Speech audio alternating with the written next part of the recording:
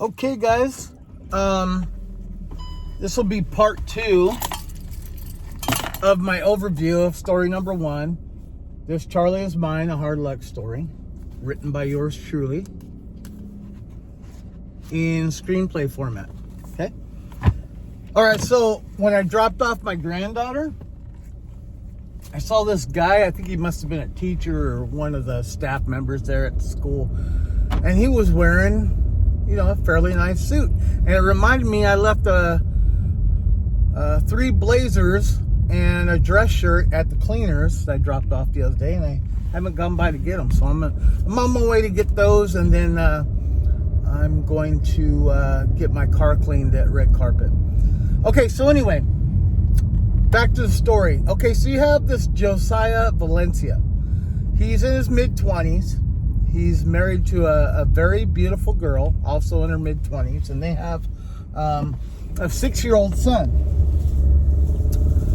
Well, at some point, Raquel is the wife's name. She starts acting a little funny, like drawing suspicions, and kind of creating this kind of void in their relationship. And Josiah, not being the confrontational type, he kind of pins it up and then kind of explodes, and then he started drinking, and then that made things worse for him. And there's a lot of backstory that I don't go into in this story, but you can kind of see what's going on. Fast forward down the line a little bit. The story starts off with him in an empty house. His wife's gone, his son's gone, the house is cleared out, his power's off, his house is about to get foreclosed on. Just like his whole life went to shit. And you'll see throughout the story with flashbacks what kind of caused that whole thing.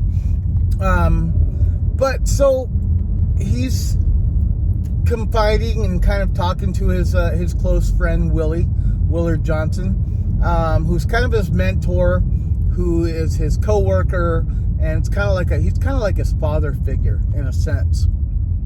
And he plays a significant role in this story. Anyway, Willard tells him about this little town up in the mountains called Blue Ridge.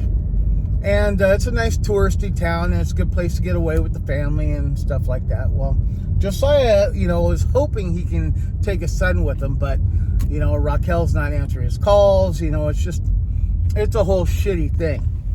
So he decides to go up there on his own.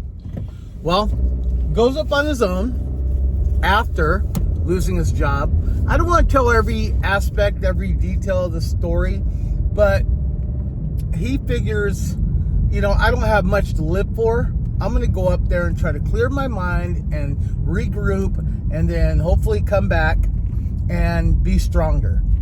Well, he's an alcoholic.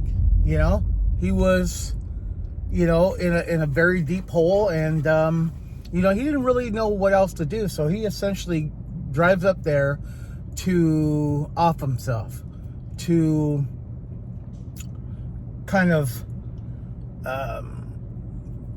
clean the slate for everybody else.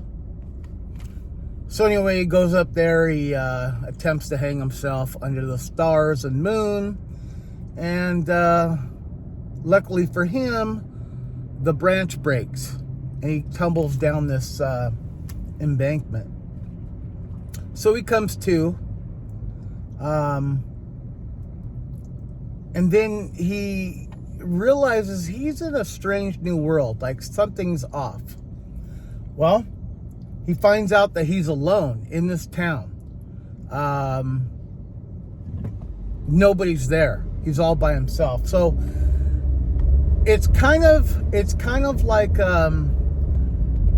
it's kind of an offshoot adventure, because he does befriend a bear, a big grizzly bear, kind of a domesticated, gentle.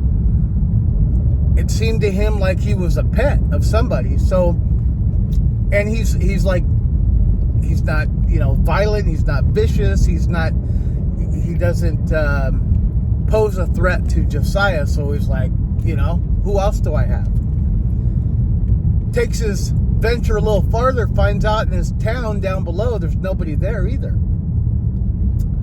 So he comes back to Blue Ridge, and most of the story is kind of him and his friend, his new companion. It's kind of like their daily routine of, kind of investigating the town and just kind of living their life. And of course, Josiah's doing a lot of drinking. They kind of settle into this one place, and then things start to kind of get really weird. I mean, it's not weird enough that he's hanging out with a grizzly bear, right? But things are starting to get a little bizarre. Then they find out that they aren't alone at all. There's somebody else there. So it gets a little wacky, and there are a lot of flashbacks. And like I said, I don't want to give every detail of the story, and it might sound a little far-fetched with him befriending a bear, but it all ties in. So incidentally, every story that I've ever written has kind of branched off of this story right here, including the very first story that I wrote, the one that I put on the back burner to do this one. They're all tied in, however subtle, okay? It's kind of like comic books, Marvel comics, they're all in the same universe. DC Comics, all in the same universe. Well, this is Van Ness, let me go here. So my story is my stories are all tied together through characters, through landmarks, and you'll notice if you read this one, there is kind of little hints of things to come. Okay, I did that on purpose because when I was kind of brainstorming and throwing this story together, I knew I wanted to write other stories, and I knew that the stories would be different, but I wanted to link them together somehow. And so I did use characters, I did use landmarks. I only mentioned the town just once. The second story, it's based on my town, but it's got a fictional name. And most of this is fiction, obviously. My second story, I Was a Bright Blue Bird, deals with a lot of things that actually happened to me. So, and then we'll get into story number 3, probably over the weekend. But that one is called Monsters Made by Others, is actually a prequel / spin-off of this one. Okay, it's kind of an origin story. See this big guy right here, the big bear? Yeah. His origin story is in story number 3. So, even though they're all different,